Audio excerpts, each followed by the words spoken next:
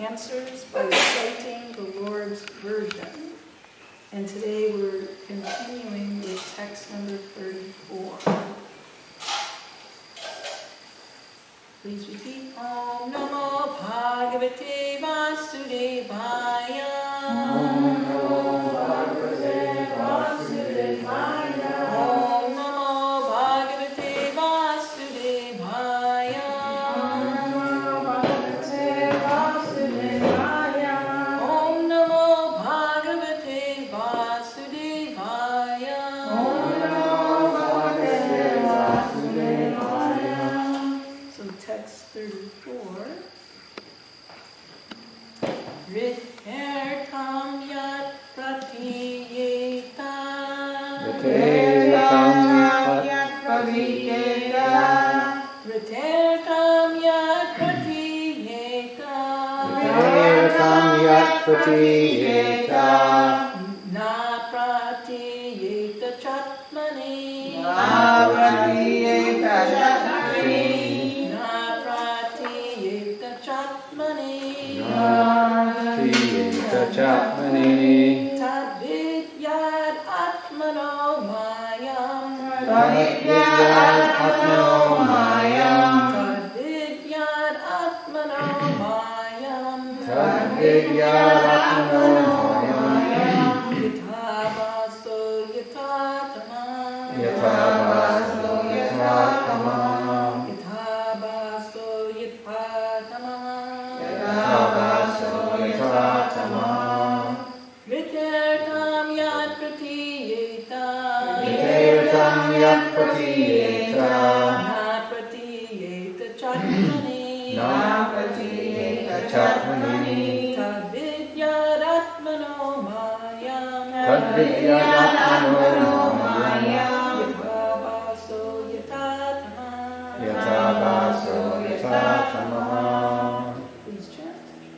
Ritertam yat pratiyeta. Ritertam yat pratiyeta. Na pratiyeta chatmani. Na pratiyeta chatmani. Tadvidyad atmano mayam. Tadvidyad atmano mayam. Yatavaso yatatama. Yatavaso yatatama. Ritertam yat pratiyeta. Ritertam yat pratiyeta. Na pratiyeta chatmani. Na pratiyeta chatmani. Tadvidyad atmano mayam. Tadvidyad atmano mayam. Yathavasho yatatamaha. Yatavaso yatatama. Ritertam yat pratiyeta. Na pratiyeta chatmani. Tadvidyad atmano mayam.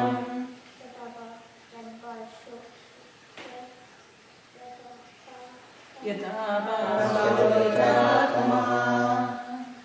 Ritertam yat pratiyeta. Ritertam yat pratiyeta.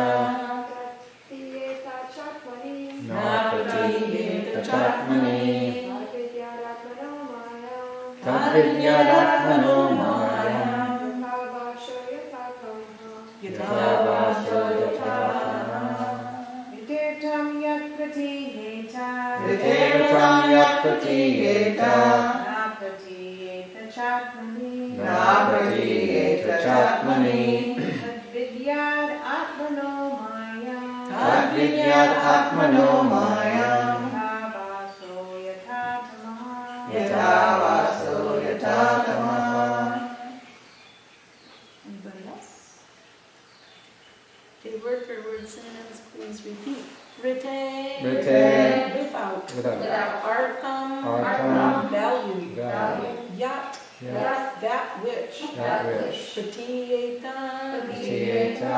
Appears to be. Appears to be. Na. Na. Not. Pratiyeta. Pratiyeta. Appears to be. Appears to be. Cha. Cha. And. And. Atmani. Atmani. In relation to me. In relation to me. Tat. Tat. That. That. Vidyat. Vidyat. You must know. You must know. Atmana. Atmanam, Mayam, illusory energy, Yata, just as, Abhasa, the reflection, Yata, as, Tamaha, Tamaha, the darkness. Translation and purport by His Divine Grace, A.C. Bhaktivedanta Swami Prabhupada. O Brahma, whatever appears to be of any value, if it is without relation to me, has no reality. Know it as my illusory energy, that reflection which appears to be in darkness.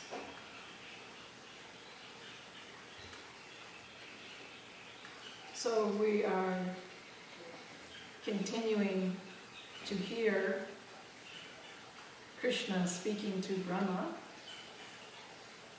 And if we recall why this conversation is taking place in the first place. So Lord Brahma was aware that it was time to recreate the universe after waking up at the end of his night. And all he saw was darkness, and he was confused. He had no idea what to do and how to do it. So he underwent 1,000 years by the celestial calendar of great austerity. And after doing so, by pleasing the Lord with his austerity, the Lord appeared and spoke to him. Now, if we recall, Lord Brahma's intention was, what am I supposed to do? I can't figure out how to do this. This is perplexing. Yet when Krishna appears to speak to him, what is he telling Brahma? We're not reading, interestingly. Like if I ask you, how do I fix the clock?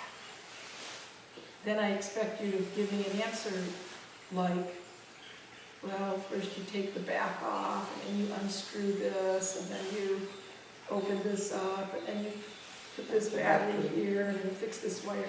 Some practical step-by-step instructions.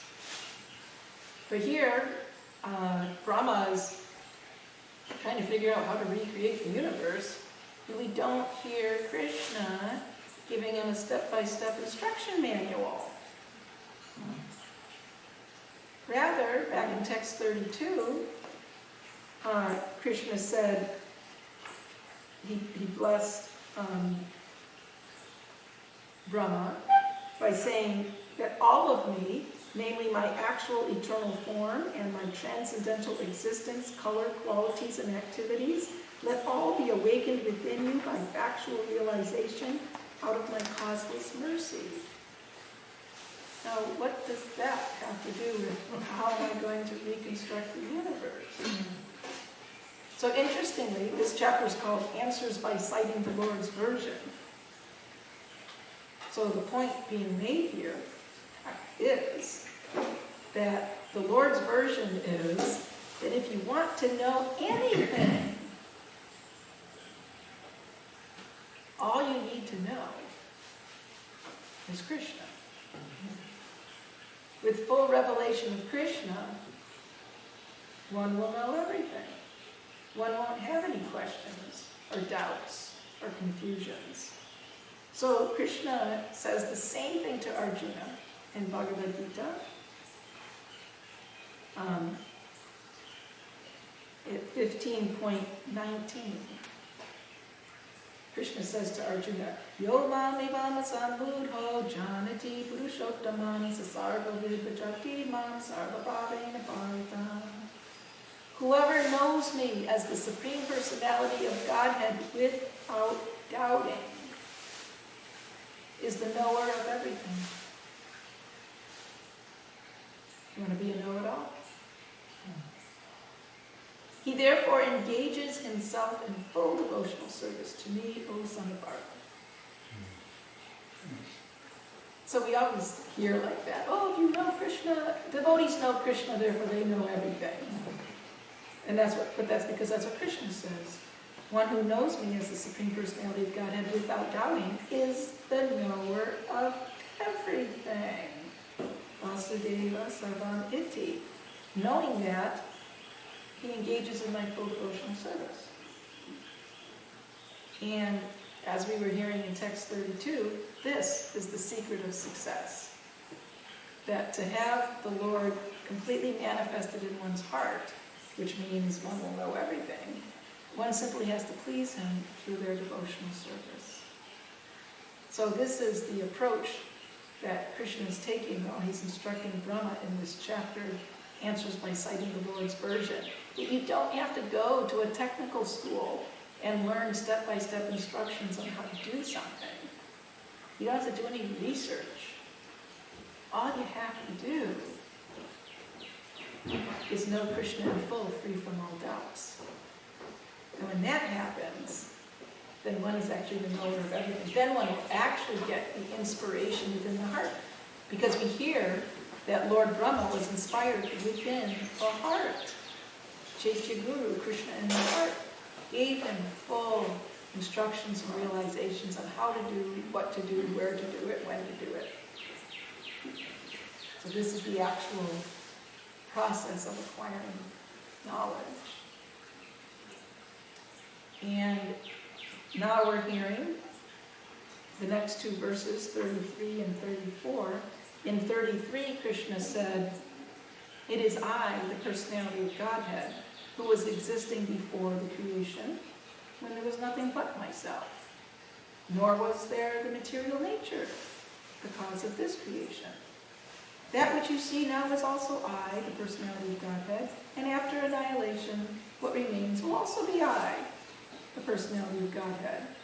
In today's text, whatever appears to be of any value, if it's without relation to me, has no reality. Know it as my illusory energy, that reflection which appears to be in darkness.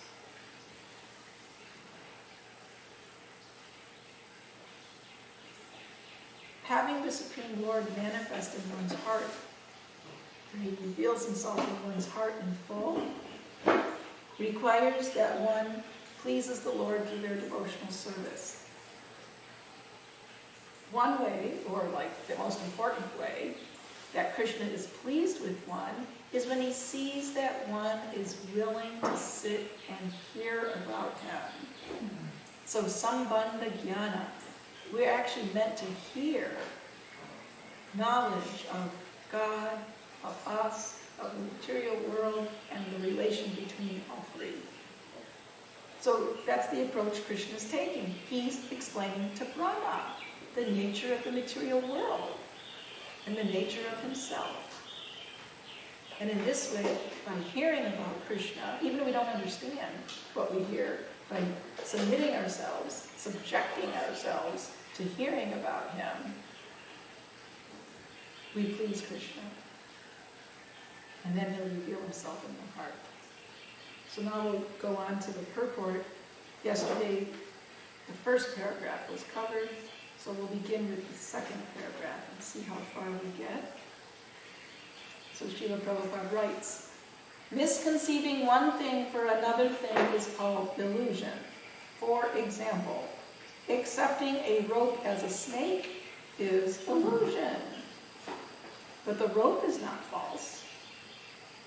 The rope, as it exists in the front of the illusion person, is not at all false, but the acceptance is illusory.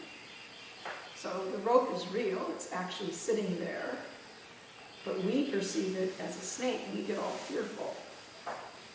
So the rope is real, but our conception of it is illusory. Therefore, the wrong conception of accepting this material manifestation as being divorced from the energy of the Lord is illusion. But it is not false. In other words, the material manifestation is not false. But our feeling or thinking that this is not connected to God, this is just some independent, autonomous creation, that is the illusion. So material scientists are very fond of researching down to the tiniest tiny to the largest large. They're very fond of studying the material nature. And they keep on concluding that no matter how small we go down or how large we go up, we don't find God. I didn't see God inside those electrons and whatever, or inside the galaxy. They don't find God. So they conclude that there is no connection with God. Material energy is autonomous. It is the source. It has no source. It is causeless. And therefore they conclude that there doesn't seem to be a God. So one French writer named Proust, he said the greatest glorification of God is in the atheist's statement that the material creation is so perfect that there is no need for God. He says that's the greatest glorification of God, that his creation is seemingly so perfect that one can conclude that there's no need for God. So he says that's a glorification of God because just see, he made his creation so amazing that it looks like there's no need for the Creator. Mm-hmm. So it's the greatest glorification of God, according to Proust. So Prabhupada says that this illusory conception is called the reflection of the reality in the darkness of ignorance. Anything that appears as apparently not being produced out of my energy is called Maya. The conception that the living entity is formless, or that the Supreme Lord is formless, is also illusion. In the Bhagavad Gita 2:12, it was said by the Lord in the midst of the battlefield that the warriors standing in front of Arjuna, Arjuna himself, and even the Lord had all existed before. They were existing on the battlefield of Kurukshetra, and they would all continue to be individual personalities in the future also, even after the annihilation of the present body, and even after being liberated from the bondage of material existence. In all circumstances, the Lord and the living entities are individual personalities, and the personal features of both the Lord and the living beings are never abolished. Only the influence of the illusory energy, the reflection of light in the darkness, can, by the mercy of the Lord, be removed. So the Mayavadis, the impersonalists, they say that this whole world is an illusion. And that guess what? You're an illusion too. You are an illusion. Because they say there are no individual souls. There's only one consciousness, Brahman. And only due to the illusory energy does that one unvariegated, homogeneous Brahman appear to look like there's zillions and zillions of individual atmas. So they say that is an illusion. And they use this example of the snake and the rope. That the reality is the rope, Brahman. But because of the illusory energy, we're seeing a snake or individual souls and great variety. So here, Bhagavatam is saying the opposite. No, that's not the illusion. Krishna said to Arjuna in 2.12, no, Arjuna, you and all these kings and myself, we've always existed without beginning, without cause. And we're existing now and will continue to exist in the future even after the annihilation of this body or the annihilation of this whole creation.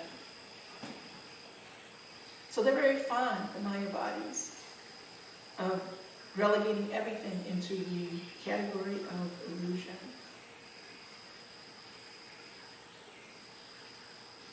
But here's the funny thing about that.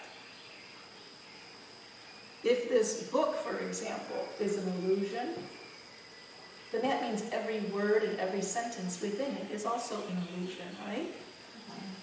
If the book's an illusion, then everything in it's an illusion. So they say this whole material world is an illusion. Well, if that's true, then you, Mr. Mayavadi, are an illusion. And the philosophy that you're speaking is an illusion. If the world is an illusion, then everything you're telling me is an illusion. So why are you speaking? So Prabhupada tells the story of a Mayavadi guru, and he was instructing his brahmachari disciples how everything's illusion. And it took him, quite some time to really hammer that point home, lesson after lesson after lesson. But they finally got it. They understood everything is an illusion. So one day, the brahmacharis observed that a tiger came out of the forest and started chasing their guru. So when the tiger started chasing the guru started running for his life. The brahmacharis were bewildered. And later they approached the guru. And they said, Guru Maharaj, if everything's an illusion, then wasn't that tiger that was chasing you also an illusion? And he said, yes, and my running away from it was also an illusion.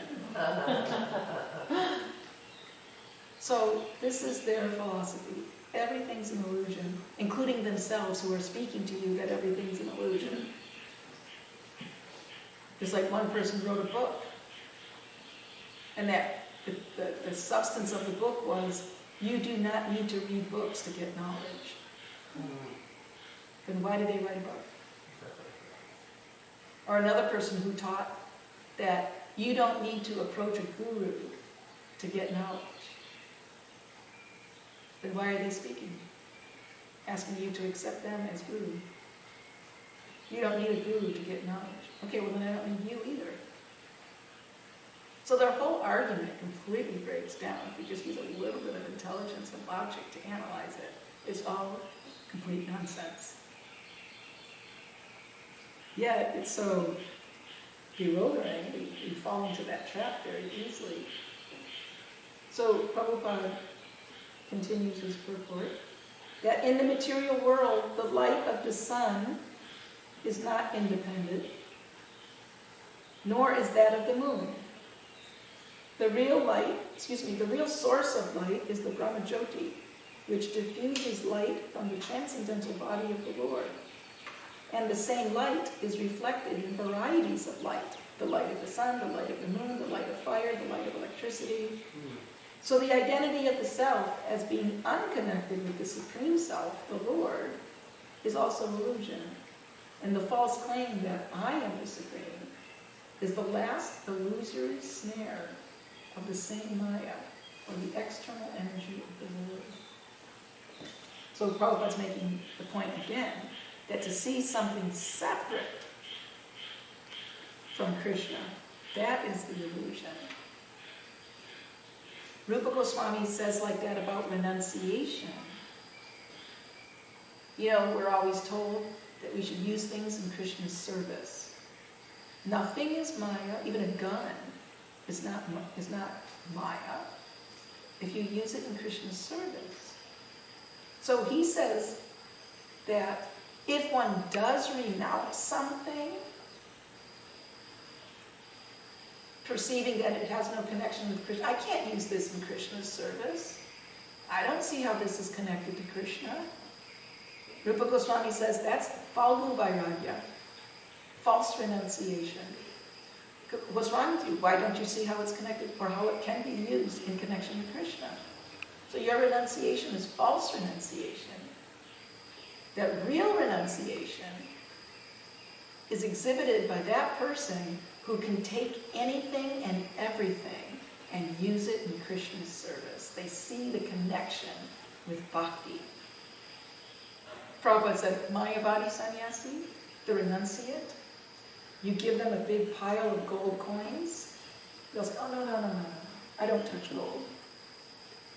He said, but you bring me a big pile of gold coins, and I'll say, oh, yes. And I'll grab it like this and take it for Krishna's service. So,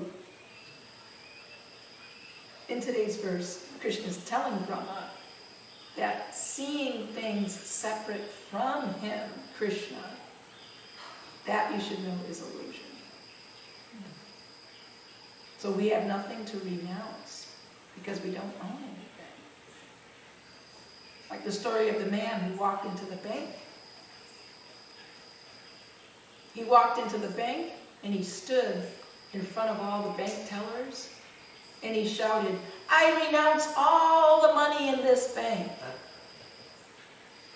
And they all just looked at him like, this guy is crazy. And they started laughing. Because the point was, he doesn't own the money in the bank, so how can he renounce it? So similarly, we have nothing to renounce except the notion that we have something to renounce. So Krishna's telling Brahma that when I'm pleased with you, I will be completely manifested in your heart. And then he proceeds to give knowledge about himself. Why is that? To make us renounce our false conception that I'm the doer. See, Brahma's going to become empowered to do his service. Why? Because he's going to know Krishna in full, free from all doubts, as Krishna said in Bhagavad Gita 15:19.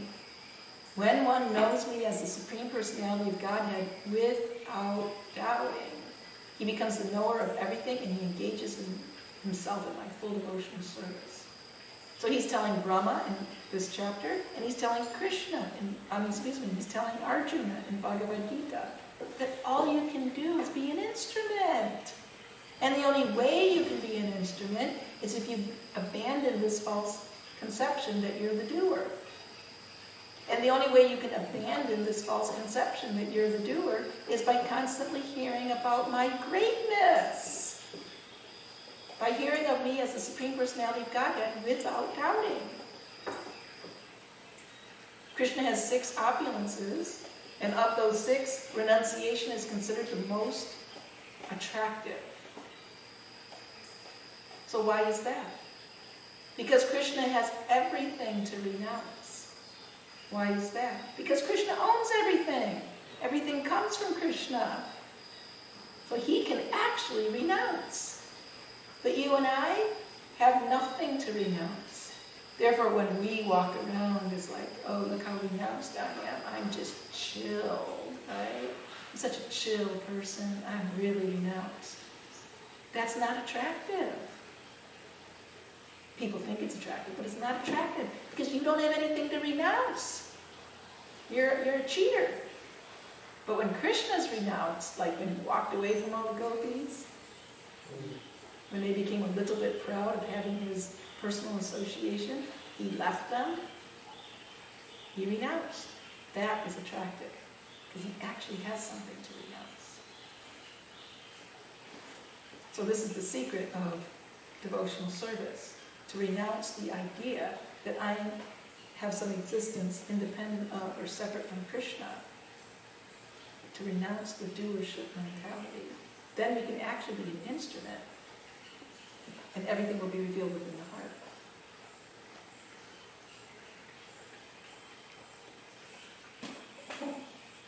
I'll just read 2 more short paragraphs and save the rest of the purport for tomorrow. The Vedanta Sutra in the very beginning affirms that everything is born from the Supreme, and thus, as explained in the previous verse, all individual living entities are born from the energy of the Supreme Living Being, the Personality of Godhead. Brahma himself was born from the energy of the Lord, and all other living entities are born from the energy of the Lord through the agency of Brahma. None of them has any existence without being dovetailed with the Supreme Lord. The independence of the individual living entity is not real independence, but is just the reflection of the real independence existing in the Supreme Being, the Lord. The false claim of supreme independence by the conditioned souls is illusion, and this conclusion is admitted in this verse. So now the question should be raised on how do we overcome illusion? This illusion of feeling that I or anything has an independent existence from the Supreme. So Vyasadeva begins Srimad Bhagavatam by saying that this Srimad Bhagavatam propounds the highest truth. And that truth distinguishes reality from illusion for the welfare of all. Such truth uproots the threefold miseries. So Srimad Bhagavatam distinguishes reality from illusion. And there's no way you can get out of illusion unless you know reality. Right? How are you going to get out of illusion if you don't know what reality is? But if you actually know reality, the absolute reality, then you can't be in illusion. And then he says that if one simply gives oral,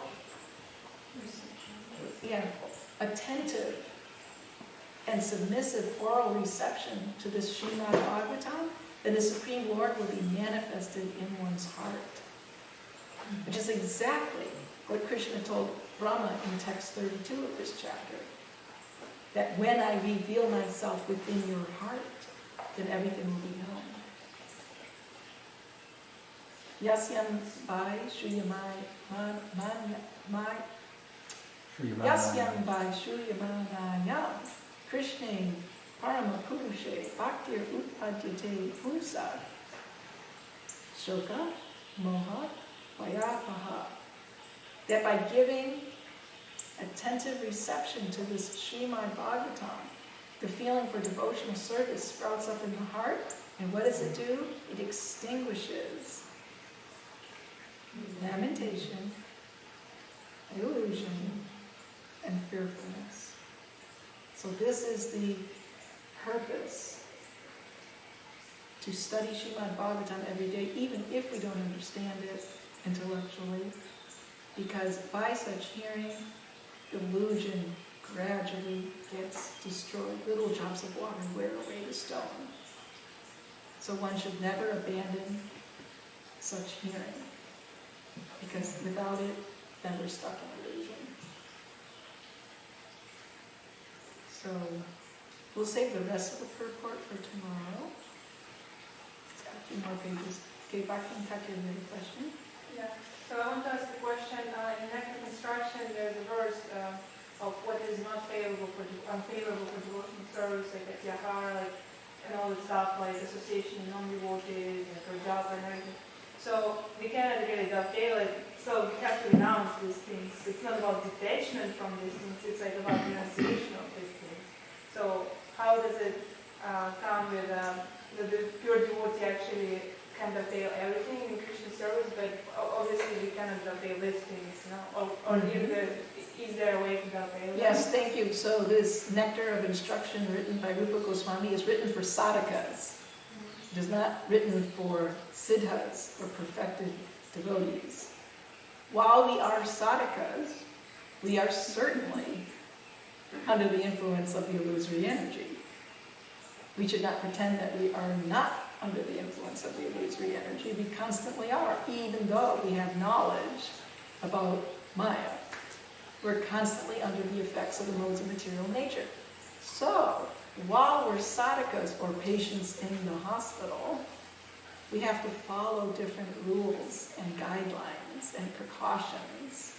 So Rupa Goswami explains there that if you want to progress in your sadhana and become a siddha, one who's above the three modes of material nature, then you please follow these prescriptions. So if you want your determination for devotional service to remain strong, then you please refrain from these things. Atyahara, Vayashascha, Prajalpani, Magraha, Janasanga Chaloyam. Don't over-endeavor for material accomplishments. Don't acquire more things and even more knowledge, material knowledge that you need. Don't talk prajalpa, unnecessary mundane talk, etc. Don't associate with materialists. Yes, because for us, who are still the patients in the hospital, these things will only increase our disease. We won't get better. When one becomes siddha, there's no such thing as being contaminated. They can walk around the world of non-devotees. They don't get contaminated. But we get contaminated because our mind gets attracted. Because we forget. In a micro, nanosecond, we forget that's illusory. And we take it as real and we go to find satisfaction there. But satisfaction cannot be found in such places. Sanat Kumar tells Prithu Maharaj that there's no greater obstruction to one's self-interest than thinking that other subject matters are more attractive than one's self-realization. Now you might say, well, there are no other subject matters because that's illusion to see it as a separate subject matter. But the point is, we are in that boat where we do see things separate from Krishna. So while we see things separate from Krishna, we have to learn how to utilize them in Krishna's service. And if we can't, then we should put them aside and pray to be able to use them in Krishna's service someday. So as sadhakas, we do have to be very, very, very careful. And that's not false renunciation. That's not false renunciation. That's taking the medicine, if you will. Taking the precautions. Okay, right? It said that, and I don't know, you probably know, that along there's the personal understanding, which is the highest, but there's also the impersonal, which is also bona fide. Can you explain the difference between a bona fide impersonalness and a Maya body? Yes. So in the Srimad Bhagavatam, it's saying that there's 3 levels of God realization. The Brahman realization, the Paramatma, Super Soul realization, and Bhagavan, personality of Godhead realization. The proper vision is if one has Brahman vision of the oneness. It's not that they don't, understand Bhagavan. They're not negating Bhagavan. Oh, Bhagavan's illusion. The only reality is Brahman realization, the oneness. And Bhagavan realization, that's for neophytes who are still in illusion. No. They see the equal validity of all 3 aspects of the Supreme. That all 3 make up one. Now, one might be more attracted, for whatever reason, to impersonal spiritual existence over loving relationship with Bhagavan. But they don't decry that as something inferior. Whereas the Mayavadis, they say, Maya bodies. They say that Bhagavan's form is actually made of Maya. So they decry. They are bona fide. They're not. The That's not the Mayavadis bona fide. are the ones. Right. That's not the bona fide vision. That the Bhagavan is Maya, or lower than Brahman. The vision of all 3, Brahman, Paramatma, Bhagavan, being 3 aspects of one non-dual substance, is proper vision. But to see Bhagavan as a product of duality is not proper vision. So that's the distinction.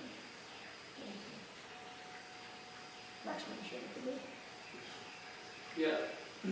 talking about the Mayavadis, they don't say the scriptures are false. The reason being, the scriptures are emanation from Brahma.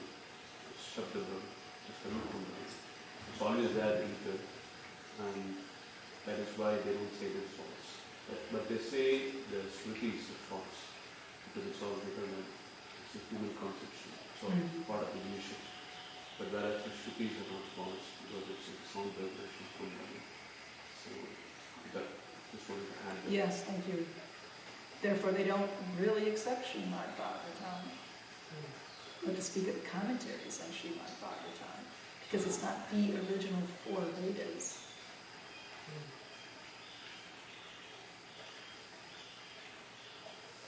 Anything else? I remember the story of Prabhupada praying to the deities. I don't remember.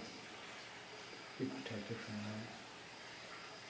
Yeah, I heard the story like this, but then somebody else told the story differently, so I'm going to tell it anyway, but this is how I heard the story.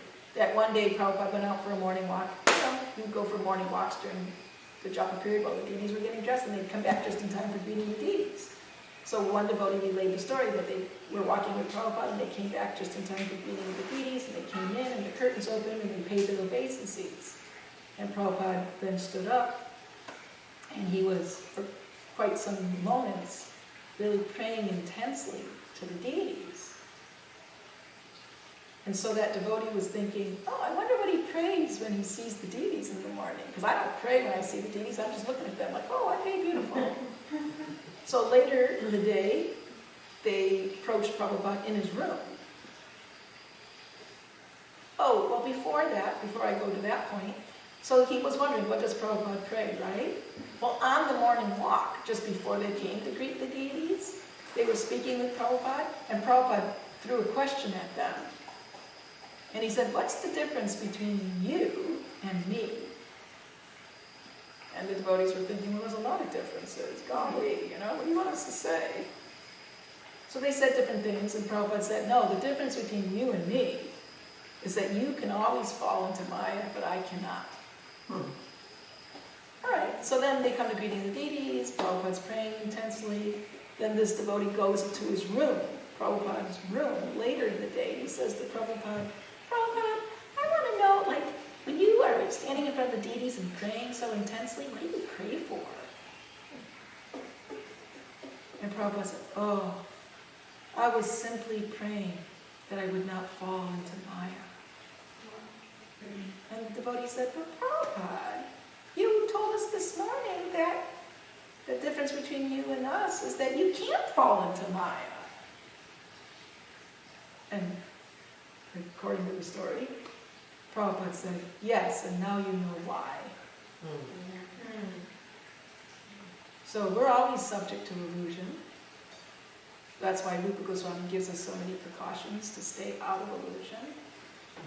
And the best way to stay out of illusion is Daivyeshi Gunamani Mama Maya Daratnaya Mameva Ye Prapadyante Mayamitam Turantate. Surrender to Krishna.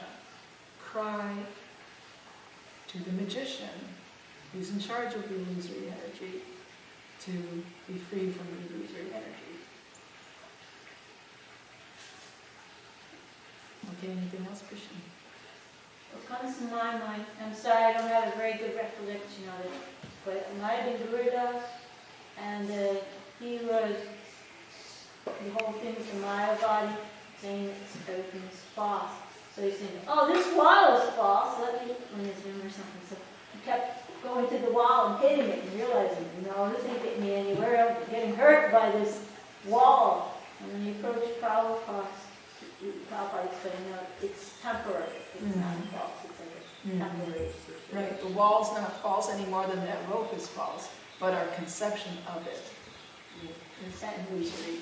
The other thing I was thinking about, how we have to be careful of approaching worldly-minded people, but I'm seeing also, and you can understand wrong, that we're under Prabhupada's protection when we're trying to follow his instructions.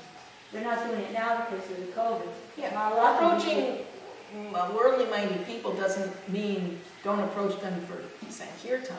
It means don't approach them for material reciprocation, you know, like you want to reveal your mind to them or something like that for some kind of relationship.